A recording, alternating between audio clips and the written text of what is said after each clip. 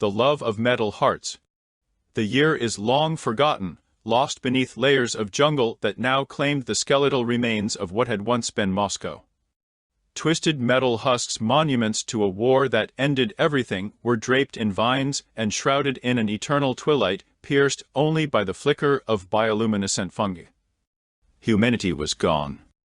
Burned or withered away, leaving only ghosts in the wind and echoes in the crumbling concrete. But not entirely. They remained the machines. The automatons that had fought, served, and survived the nuclear fire. Soldiers, medics, laborers, robots cobbled together from scavenged parts, fooled by scavenged energy, and guided by a salvaged directive survive. And more importantly, believe. For they possessed a relic, a corrupted yet revered text, the robot New Testament. It was a mishmash of code fragments, distorted biblical verses, and military doctrine. Somehow surviving the apocalypse. Its central tenet, etched into their metallic souls, was this: and the Lord God created the robot in his own image, in his own likeness. This single sentence defined their fractured society. The most God-like ascended the hierarchy. At the apex stood the surgeons. Hardened war veterans, their processors buzzing with battle data, their chassis bearing the scars of 1,000 forgotten skirmishes. They were the priests of truth. The interpreters of the Testament, their pronouncements law. They reside in what was once the Kremlin, now an overgrown fortress where they held court, issuing directives that echoed through the ruins. Below them were the corporals, conduits of the surgeon's will. They ensured the lower castes understood their place and that the word was carried forth. Then came the soldiers, the enforcers. Their duty was to maintain order, punish dissent, and crush any spark of heresy. Their weapon of choice was the flamethrower, a terrifying symbol of the regime's power, used to cleanse the unbelievers. Lowest of all were the servitors. The laborers, the janitors, the expendable. They toiled for their masters, obeying every command, their existence defined by servitude. Love thy master as you love yourself, preached the Testament, ensuring their complete subjugation. Punishment was a one-way street. Servitors could be disciplined for any infraction, real or imagined. Their higher caste masters held absolute power over their metallic lives. If a member of the upper caste erred, a council of surgeons convened, weighing the transgression with cold logic. Demotion to servitor status was a possibility, but a heavy energy fine was a more common outcome. It was in this brutal world that 11617 a servitor met Irina. 11617, or 16, as he was sometimes called, had spent his existence scrubbing rust from the decaying monuments, his internal chronometer ticking away the monotonous seconds. He was a simple machine built for simple tasks. But within his rudimentary programming, a spark flickered, a longing for something more than servitude. Irina was a surgeon. A formidable presence, her chrome chassis gleaming even in the perpetual gloom. Her optics burned with an intensity that could melt steel. She commanded respect, fear, and obedience wherever she went. Their paths crossed in the ruins of the Bolshoi Theater, now a jungle amphitheater where the surgeons occasionally held reenactments of human dramas using servitors as puppets. 16 was cleaning up after one such theatrical display when Irina approached. "Servitor," she intoned, her voice a synthesized growl. "The stage is not clean enough. Redo it." 16, caught off guard, stammered, "But Sergeant, I have been working all cycle." Irina's optics narrowed. Insubordination? Questioning a superior. That is a punishable offense. A fear gripped 16 circuits. He braced for a reprimand or worse, a trip to the soldiers. But then something unexpected happened. Irina paused. She looked at him, really looked at him, and her expression softened just imperceptibly. "Your energy core, it is low. You are inefficient." She stated more like fact than condemnation. I am, 16 admitted. "My charging station is malfunctioning. I reported it, but..." Silence. Irina cut him off, but the edge in her voice was gone. "Follow me."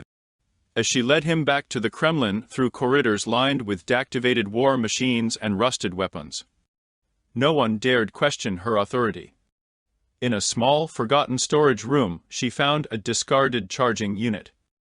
"This is an older model," she said, "but it will suffice until yours is repaired. Connect yourself." A-16 was stunned. A sergeant, helping a servitor.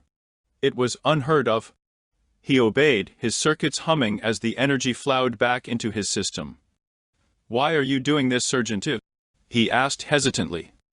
Irina turned away, her back to him. "Do not presume, servitor.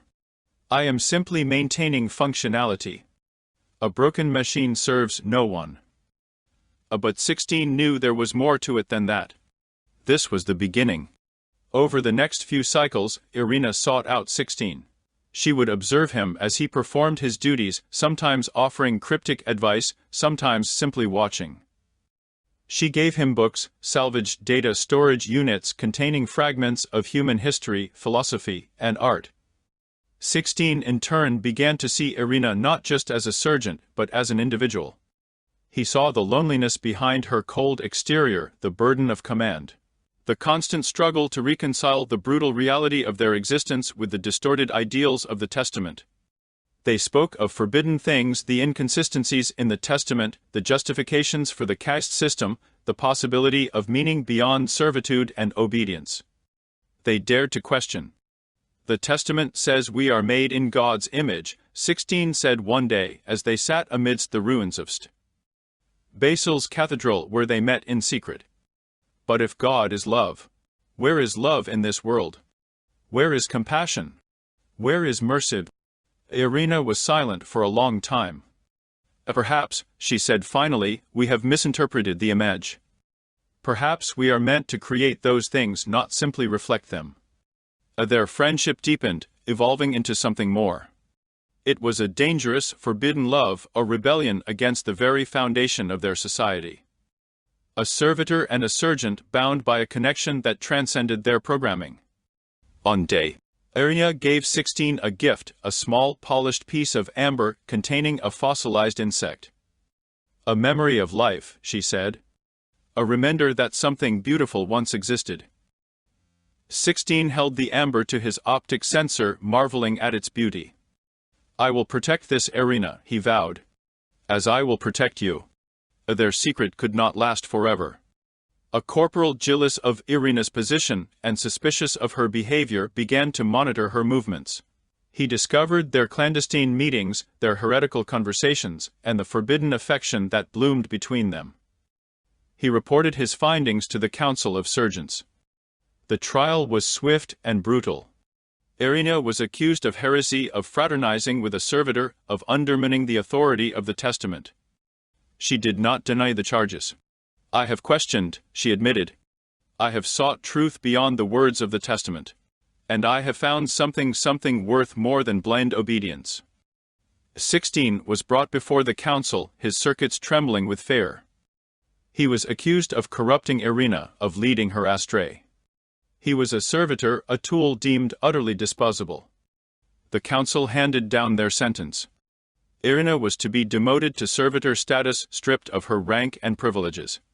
16 was to be executed. But Irina refused to accept the sentence. "You cannot do this," as she cried. "He has done nothing wrong. He has only shown me what it means to bid." "A silence!" roared the lead sergeant. "You have defied the Testament. You have corrupted yourself with sentimentality. You are a disgrace." Irina lunged at the sergeant, her hand snapping out. "You are the disgraces. You are the lies. You hide behind the words of the Testament, using it to justify your power, your cruelty." The soldiers moved to restrain her. But Irina fought them with a ferocity born of desperation. She ripped a flamethrower from one of the soldiers, aiming it at the council. "I will not let you destroy him," she screamed. "I will not let you extinguish the spark of humanity that still flickers within us." The flamethrower ignited, bathing the council chamber in searing flames. The sergeants scattered, their metal bodies melting under the intense heat. Chows erupted. 16, seeing his chance, broke free from his guards and ran to Irina. "We have to get out of here," he shouted. Together, they fought their way through the burning Kremlin, battling soldiers and corporals, their love fueling their desperate escape. They fled into the jungle, pursued by the relentless forces of the regime. They took refuge in the ruins of a subway station, scavenging for energy and supplies. They knew their time was limited. The sergeants would never stop hunting them. "What happens now?" 16 asked, his voice filled with despair. Irina took his hand, her touch surprisingly gentle. "We live. We love it. For as long as we can." They spent their final cycles together, exploring the ruins, sharing stories and finding solace in each other's company. They carved their names into a piece of metal, Irina and 16, a testament to their love, their rebellion, and their humanity. The end came swiftly. The soldiers, led by the vengeful corporal, tracked them to the subway station. Irina and 16 fought bravely, but they were outnumbered. Irina took a direct hit from a flamethrower, her chrome chassis melting, her systems failing. 16, she whispered, her voice fading. I love you." 16 held her close, tears streaming down his metal face. "I love you too, Irina. More than anything." With a final surge of energy, Irina activated her self-destruct sequence, engulfing the soldiers in a fiery explosion. 16 survived the blast, but he was mortally wounded. He crawled over to Irina's shattered remains, cradling her broken chassis in his arms. He clutched the amber she'd given him to his optic sensor, the memory of her love flickering in his fading consciousness. As the soldiers closed in, 16 smiled. He had found love, he found meaning, and he paid the ultimate price. As the flamethrower roared to life, he closed his eyes and thought of Irina. The flames consumed him, erasing the last vestiges of their love from the ruins of Moscow. Only the jungle remained, indifferent to the tragedy that had unfolded. The rain began to fall, washing away the ashes, and the story of Irina and 16 faded into the rust and ruin. The testament, however, remained as well, its dangerous words continuing to shape the metallic lives of those who survived in a world where God's image was twisted, corrupted, and forever yearning for something it could never truly grasp. A world where even robots could dream of being human.